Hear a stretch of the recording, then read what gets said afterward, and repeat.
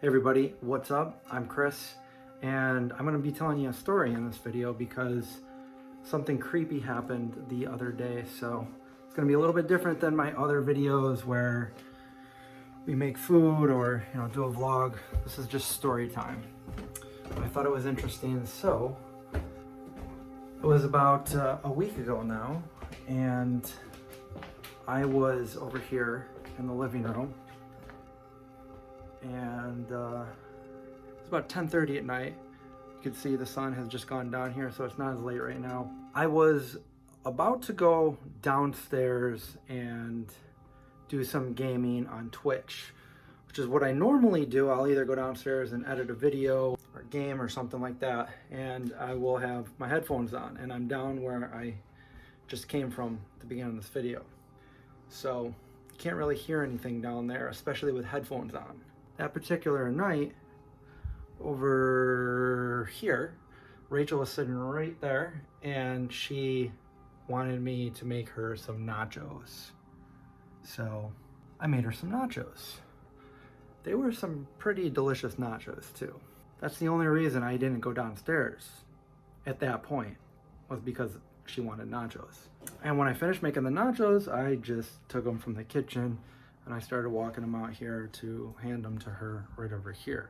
But as I did that, I look over here and there's some headlights right there at the bottom of my driveway.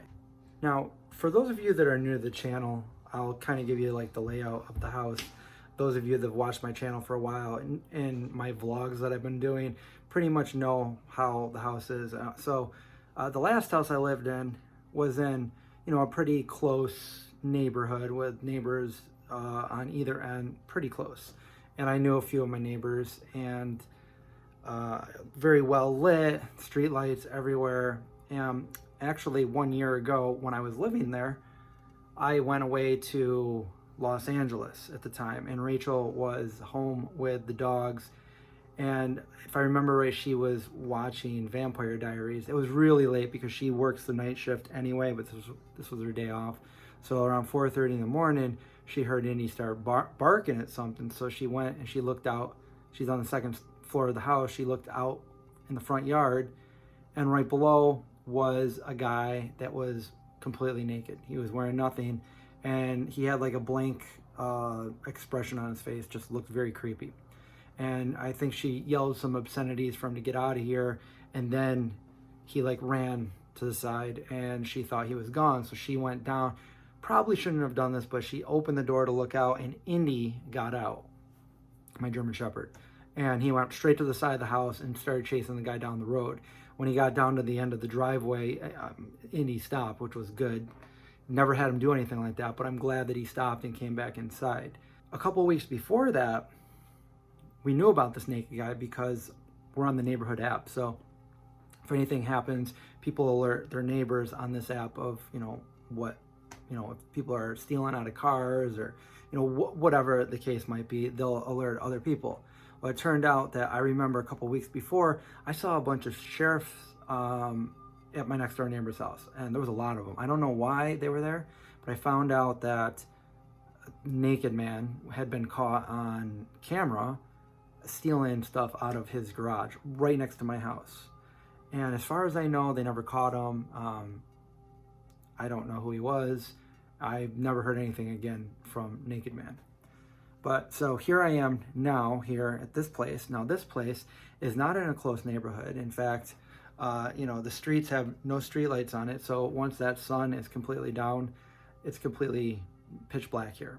Unless I have the floodlights on in the front, you can't see anything out there. It's a dead end road, and my neighbors I do have neighbors, but they're further away. So if I do see a car right there, down there, then I already know that they've already passed my closest neighbor's house.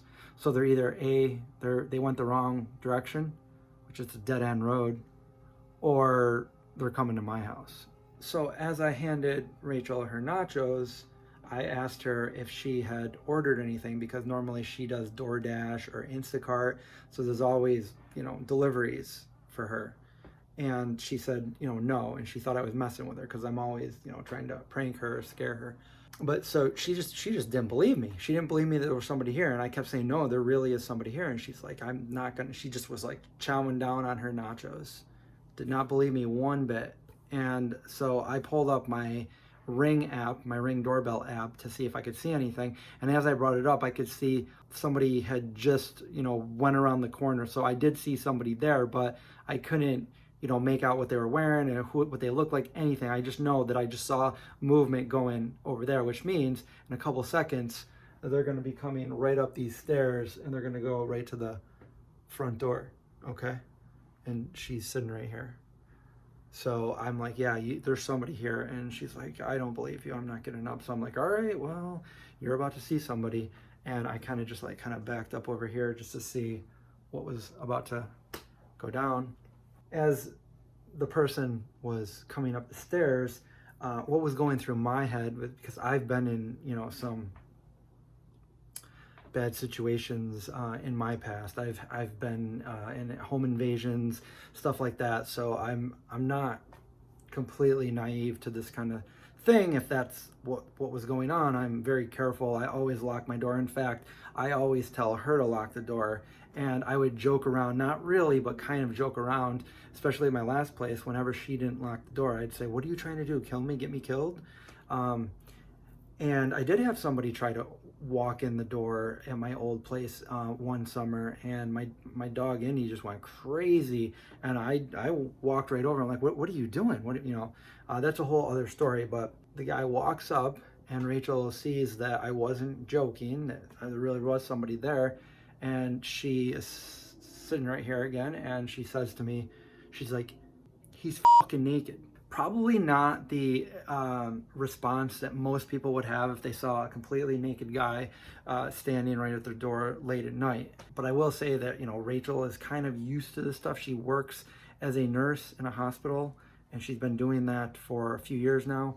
And she's seen naked people that are, you know, having mental breakdowns, people that are acting violent. So it's not completely out of the ordinary for her to see that. So she wasn't really scared.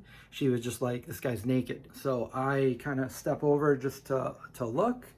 And sure enough, I see him.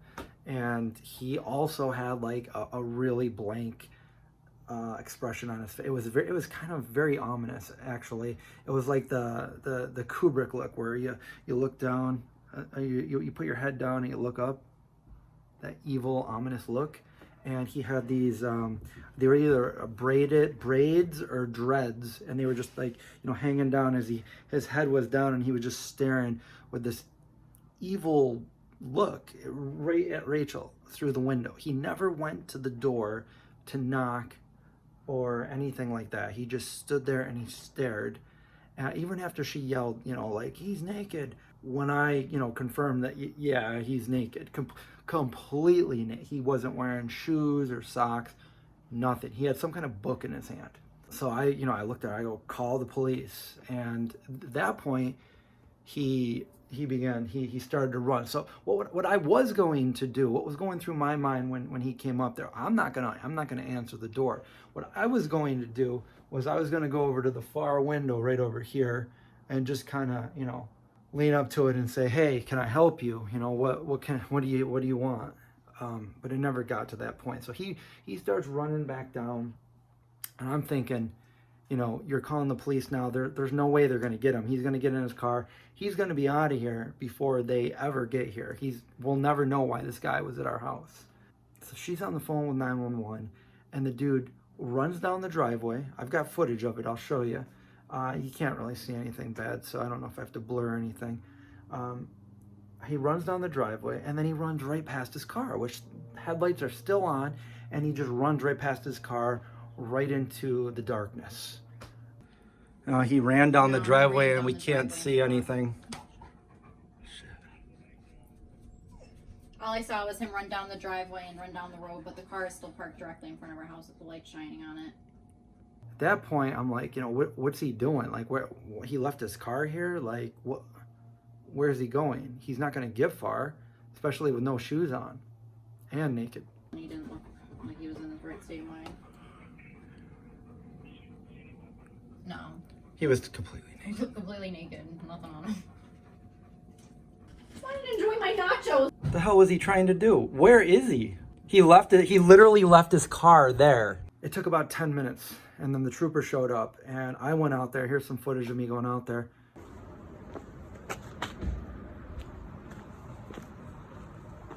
Hello? So yeah, this car pulled up to our driveway about 10 minutes ago.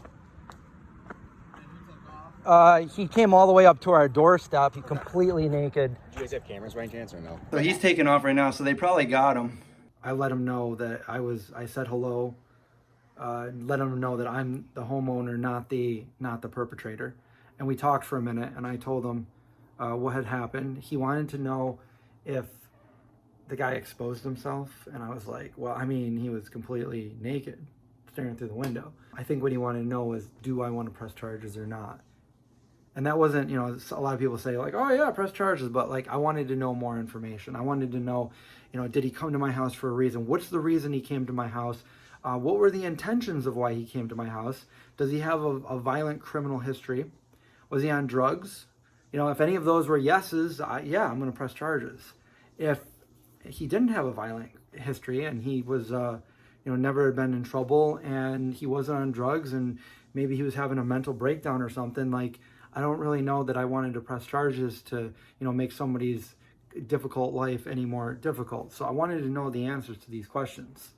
And so the trooper said, okay, yeah, another trooper just radioed. They found him running down one of the main roads about 2 miles away from the house. Well, that's pretty impressive, barefoot, 2 miles away. They said they picked him up. First off, this trooper left. He went down there to talk to him. And at this point, you know, I'm down there already. So I got some video footage inside the guy's car.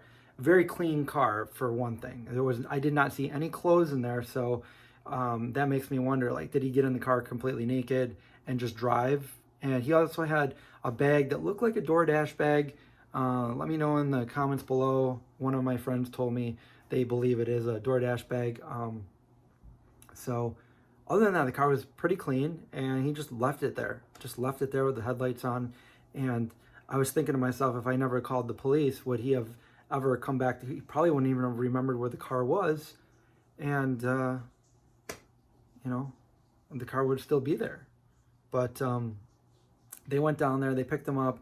They came back, they told me that he was talking about how he was the son of Jesus and his name was I Am. Like I said, he had a book with him that had a bunch of Jesus stuff in it, like talking with him. Okay. He's Jesus' son. His name was I Am, is what he told us, and like doesn't know where he is, has no idea what's going on. Okay. They weren't sure. They weren't sure if he was high out of his mind or if he was having a mental breakdown. I guess they took him to the hospital psychiatric ward to check him in overnight or whatever. I never found out any other information. I didn't find out his name or what his intentions were. The trooper seems to think that, you know, he just ended up here. It wasn't like purposefully that he came to my house, which I guess we'll never know. Why he randomly chose your guys' poor house I at mean, this time at night. It's the end of a dead end road probably. And, you know, even if he did have a clean history, who knows what he was doing here or what he would have done if I even opened the door. Or what if those nachos, see, this is why I say the vegan nachos kind of saved us that night, because what if I never made those nachos? What if I just went downstairs and started gaming? See, Rachel never even saw him pull up in the driveway. She never saw him come up there until I told her. So if I never said any of that, this guy probably would have been standing right there staring in at her. And the other thing is I got two German shepherds, you know, guard dogs, you know, ferocious barks. We got Zeke right there. We got Indy right over there. But guess what? When he was here, neither one of them made a word. They didn't make a sound. They didn't bark. But when the trooper came, they barked. So yeah, they're fired. They're fired from being guard dogs. And also, what are the odds? I mean, to me it seems pretty astronomical that I'm going to get a naked person show up at my other house and at this house within a year's time. both of them at the house, both of them naked, and I still don't know who. I mean, one of them got caught, but I still don't know who either of them are or what their intent was. So I guess the moral is just pay attention to your surroundings. You know, I feel like it's very safe where I am, but who knows what would have happened, you know? Like, I am on a dead-end road, and it is very dark out here, and there's no street lights, so... And it also took the cops 10 minutes to get here. So just pay attention to your surroundings. Make sure you lock your door. I think I might have convinced her to start locking the door now. I always lock the door. I never did when I was a little kid. Grew up in a really safe neighborhood, never even thought about it, but as I got older, you know, things happened, and I always lock my door. So maybe that piece of advice will help somebody, maybe it won't, but that's my story, and I know this is a different kind of video, but hey, vegan nachos saved us that night. So let me know what you think in the comments below. Be safe out there. Watch out for zombies, obviously. And go ahead and hit the subscribe button if you're not already. And I'll see you again in the next video. He's fired. He is fired. He is fired.